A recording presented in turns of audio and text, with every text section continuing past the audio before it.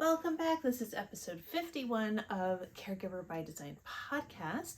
And we're going to be talking about two things. One, a follow-up on preventing falls at home and how falls tend to be one of the leading contributions to not being able to remain in one's home anymore. And I'm going to give you a couple examples of how that can be avoided.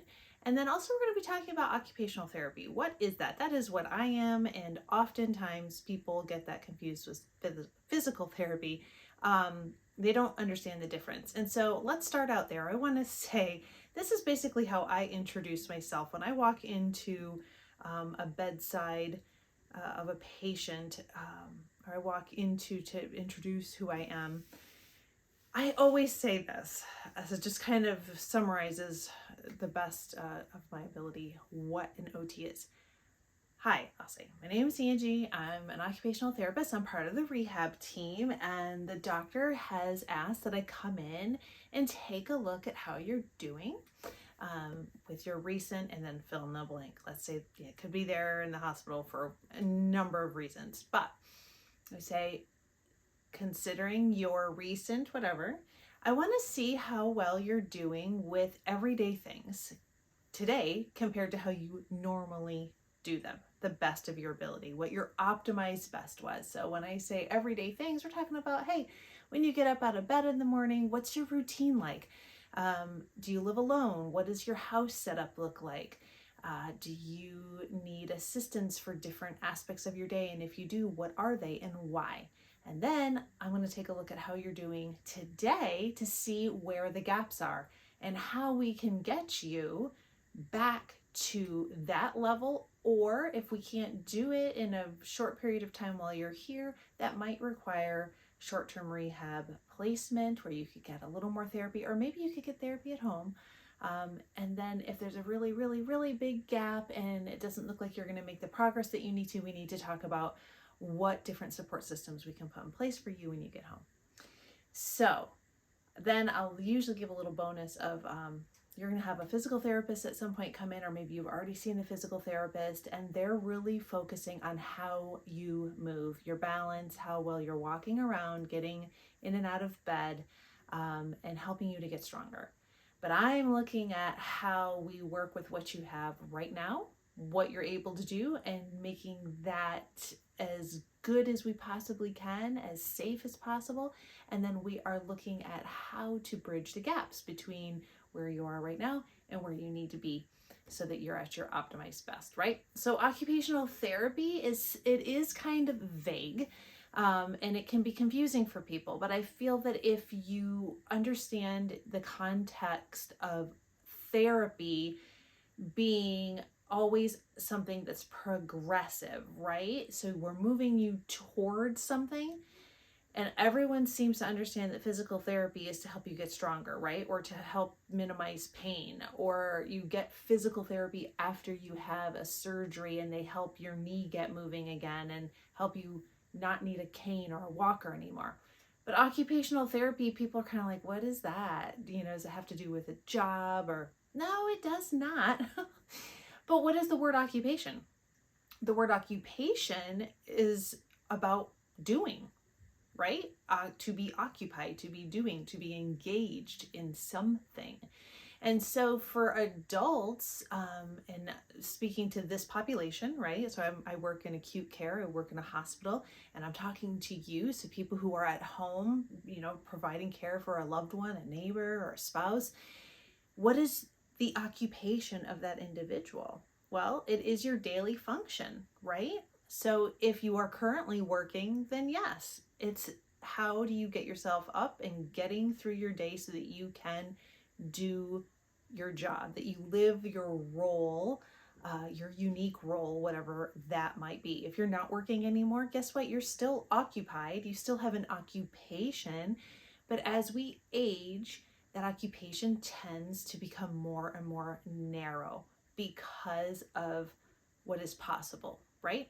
So this is going to lead me to a story that links back to the last episode, episode 50, about how one fall can lead to nursing home placement. I just saw it again recently but different stories. So last week I told you about somebody who had suffered a fracture of their hip and pelvis. And so now we have an older individual, somebody a good 20 years older, who suffered a fall and broke both upper extremity portions. I'm not going to go into details, but basically they cannot use either arm.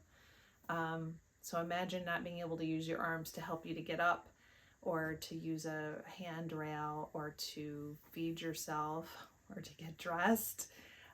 So this individual, however, has greater potential in some respects, and I'm going to tell you why. Now, both cases live alone. Both are advanced age. One is more advanced than the other in age. However, here's a big differing factor: motivation, the emotional stability of the more advanced aged individual. They're more positive. They understand the context of what scenario they're in and what potential they have, and how they may, if they don't make the progress they need to make and figure out things pretty quick, that they may end up requiring nursing home care. But I don't see that for this individual in the near future, because they have a very supportive system around them, family members, neighbors, and like I said, the emotional and the cognitive disposition of this individual is just more motivated, more positive, and gonna put in the work, right? So we have one individual who has lower extremity impairment, really struggles to even get up at all because of a weight bearing issue, and then another one who has the same but with upper extremities. Another differential is the pain factor. So first individual has more pain than the second individual. That's a big deal, okay? So we're going to talk about how this individual, the one I'm telling you with the upper extremities that they cannot use them, cannot put weight through either upper extremity. Both are casted, but in different places. But how it could have been avoided, and I'm going to give you a little analysis here. Now, let's tap back to the very beginning where I was explaining occupational therapy versus physical therapy. So when I go to this person's bedside for the very first time, I approach with the physical therapist who does their assessment, and they're looking at certain things. I'm looking at different things. I'm looking at the same thing that they're seeing, and I take all of that into account. And then I'm looking at all these like between the lines things, right? So I notice in this individual's mobility some differences in the way they position their body when they're getting up. And it makes my therapist mind think like, why is that happening? Why are they doing that? Why is that leg like that, kind of turned out, the wrong way? That affects a person's balance. That affects how they walk. This individual fell, injuring themselves because they could not properly advance up a step that they typically could manage with supervision. Now, here's the other thing. I say typically, I should say that they had been managing them in the home, but this was a step outside. So looking at, and this is why it's so important for you, caregivers, if you're listening to this, if you're watching this on YouTube, so important for you to learn to have a clinical eye, to be watching for changes in quality of movement.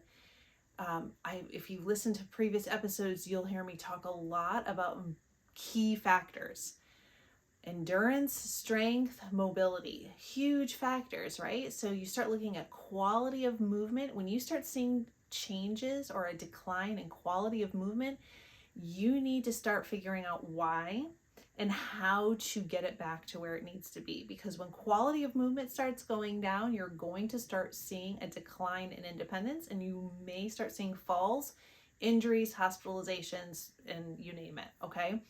So with this one example of this individual's quality of movement probably had changed sometime in the last 6 to 7 months, but because the family or the support systems hadn't really attended to it, it just kept progressing.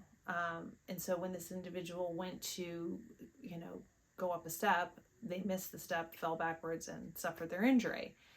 So that's one aspect that could have been avoided or changed. Secondly, had this person had an additional support for ambulation to give them more balance, they probably would not have fallen.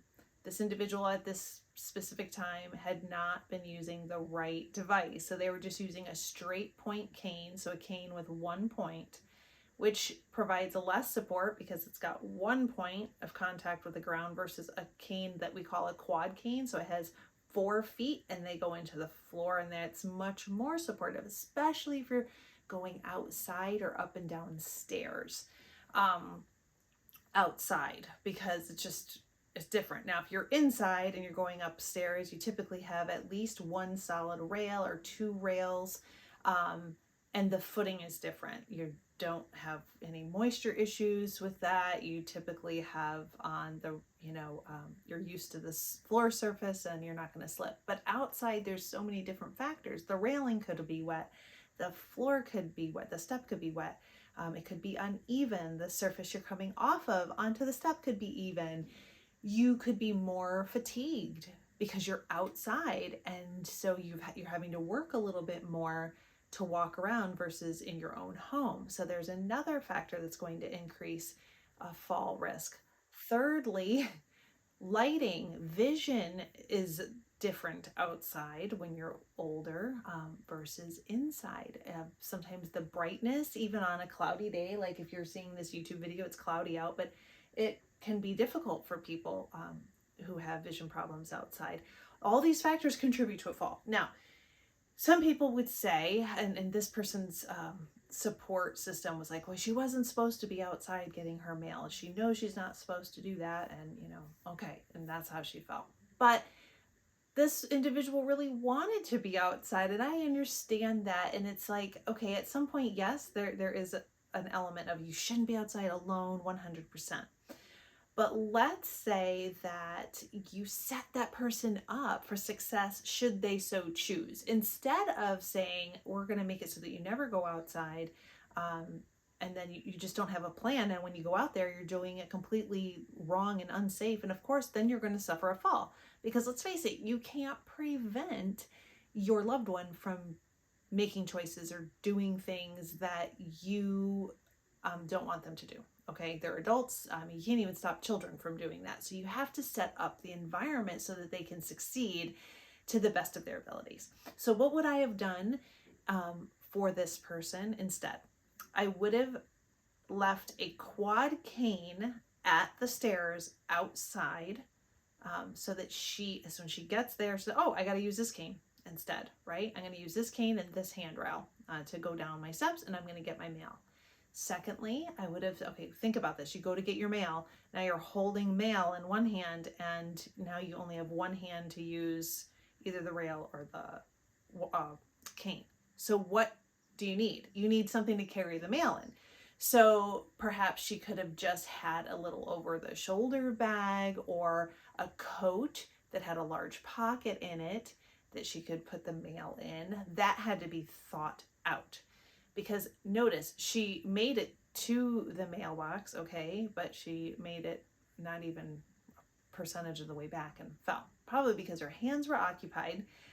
She didn't have the right balance device. She was probably fatigued. She didn't have the strength to ascend the step the way she's used to in the house, probably because the rise on the step is different, the surface is different, and again, she was probably fatigued.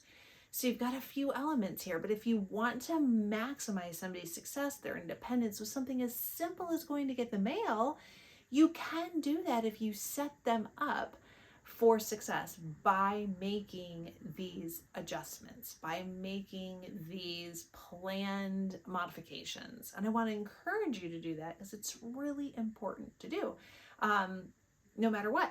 And you can be helping them to live a better quality of life, and be happier. And one interesting point with this individual, when we were asking, do you normally go to get your mail? Why did that happen? No, but I felt so good on this given day. I felt so good. And I wanted to just get out there. The sun was shining, and I knew I could do it. I knew I could get my mail. I didn't even finish my coffee. I just went right out because I wanted to do it. Okay, so look at all those factors. The person was happy, they were motivated, they felt strong, they felt that the task in their mind was possible. Do you want to take all those things away from that person? I personally do not. I want to take that and utilize it. Now, another piece of the puzzle, something else that could have been put into place, was to educate this individual. Hey, if you're ever feeling like this and you really want to go get the mail and you don't want to wait for the neighbor to bring it to you, call this number, which was the neighbor, and tell them, I'm going to go out and get my mail. Can you come with me? Now, this would have been the safest thing. Or you could have said, hey, don't get the mail. Wait for me, and I want to go with you, and we can do it together. And that second set of eyes and hands would have made all of this possible, which would have been wonderful, and we wouldn't have this situation. So one simple task could have been modified to minimize the fall risk while also increasing this individual's performance, right? So you're increasing their ambulation for the day, which is more input for muscles and lung and heart and mind.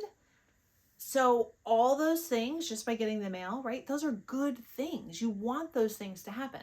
So I guess the big message being here, don't over limit your loved one's activities because you're so afraid they're going to fall or get hurt that you say, don't do that, don't do that. Maybe something like going down into the basement and getting laundry and trying to bring that up. That might be something that at some point you have to say, please, you cannot do that anymore. But if you can make it possible for this individual, your loved one, to do something that motivates them, that makes them feel like a whole person, that makes them feel encouraged and gives them something to look forward to, then oh my goodness, you should be trying to figure out how to do that. So it's important to develop a kind of a rehab mind, a rehab approach. So based on all these things that I just shared with you, and now you hopefully have a little bit more of an understanding of what occupational therapy is. In a sentence, if I was to describe it to somebody, it would be an occupational therapist helps somebody who is facing a limitation of any kind at any age and under any situation to reach their goal, whatever it may be, however it is possible. Okay, so what we do is we look at what's in the way, we eliminate those barriers, we maximize their strengths, we improve areas that need to be improved upon, always with a goal in mind, a vision of something. Now, this individual now cannot use their hands to basically do anything. So someone might say, oh, well, so now we have to feed her and we have to get her washed and we have to do all this stuff because she can't use her hands, right? But then you've got to go one step further and go, well, she can't put weight through her arms, but she can use her hands. You just have to learn how to do it without lifting anything heavy or pushing through either of them. Now, it hurts terrible initially when you first try to move a limb that's broken, but it's not against the orders. It's not contraindicated in this situation. There are certain things she could do, and I had to teach her how to do that. So in this setting, it was, okay, you know what you can do? I took a little bit of time and showed her, don't be afraid to move this elbow. It's gonna hurt, but it's okay to do it. And you can reach your face with that hand eventually. We need to work, that's your dominant hand. We need to work on that. The opposite hand, hey, yeah, that's in a cast too, but that one can move all the way through the shoulders and you can use your fingers. So make sure that you're moving that arm and you're using those fingers to like wash your face if you can, that you're gonna have to learn to brush your teeth with this hand. You're gonna have to learn to feed yourself. And yeah, there's a cast on your hand, so now you can't close your hand all the way around your fork, but we can put something on the fork to make it easier for you to hold, and then you're gonna be able to feed yourself. It's gonna be different. Yep, now you gotta use your right hand instead of your left hand. You're gonna have to move your arm kind of funny because when we eat, typically we eat like this and there's like wrist motion. Well, if you've got a cast from here to here, you're going to be moving your whole arm. So what's important? She's got to learn to use her shoulder more than she has been using it. She's going to have to learn how to use her fingers differently. She's going to have to learn a whole bunch of different things. So this is like occupational therapy, right? Do you get what I'm saying? Where it's like we make what seems impossible possible by making modifications, eliminating barriers, and helping somebody to strengthen what they already have. That's the best way for me to explain it. And what I want to encourage you to understand is that anybody, in my opinion, who has a loved one that they're caring for can learn to do this. It's like a DIY rehab approach. You can do this in your home, but you've got to know what you're looking for. You've got to have a goal, a vision. You need to know what areas to focus on, and then exactly what to do in those areas. So if you're interested in learning more about that, I truly encourage you to check out a free training. It is at caregiverbydesign.com/free training. There's a video right there. You're going to watch it and it's going to tell you my 5-step approach that I use with every patient in every circumstance, and it always works. And you can use it too. It'll help you get started in figuring out, oh my gosh, I didn't ever thought about that. And it also puts a focus on you as the caregiver, because you need to make sure that you're addressing your own needs and that you are keeping in mind for yourself a vision of how you want your caregiving journey to go. That's why I love the name of my business being Caregiver by Design. You design that caregiving experience. And I want to help you with that. So again, it's at caregiverbydesign.com/free training. And then there's also an option for small group coaching that I am putting together. It's going to be a small group of people. It's a 6-week series where we go deep into your specific situation and create a unique plan to maximize your loved one's independence so that you can have less of a caregiver burden, stress, burnout, all those things, and start optimizing both of you at the same time, improving your quality of life, maximizing your potential, both sides. You'll see how you will actually get more done by doing less. You learn to be a coach versus a caregiver, a caretaker. You learn to be more of a therapist type approach in how you look at things, how you interact with your loved one. I teach you how to do that. It is life-changing. So if you want to get on that wait list, we are putting a small group together, and you want to head to caregiverbydesign.com/coaching to get more information about that. You could always contact me if you want more information as well. I hope that I hear from you. I hope you found this episode helpful. As always, subscribe to the podcast and to this YouTube channel so you don't miss any future episodes where I am teaching you how you can basically be a mini therapist, a little mini OT in the honor of OT month. OTs are awesome. And if you want more information about OTs, I encourage you to Google. You can go to AOTA.com. That would give you the best information about what occupational therapy is. That is the American Association of Occupational Therapy. So you really should check that out. And hey, you know what? OT is an all-encompassing thing. We're very holistic in our approach to helping somebody to live their best life. And I'll bet that you as a caregiver are too. Isn't that what it's about? You should be wanting to live your best life, and your loved one, that I'm sure is what you're hoping for them. So thank you for being a part of this broadcast. And we will hopefully be seeing each other soon. If you join this coaching series, a 6-week series, get on that wait list, the website /coaching for more information there. And hey, if you want to leave a review for the Apple podcast, that would be fantastic as well. Thank you so much.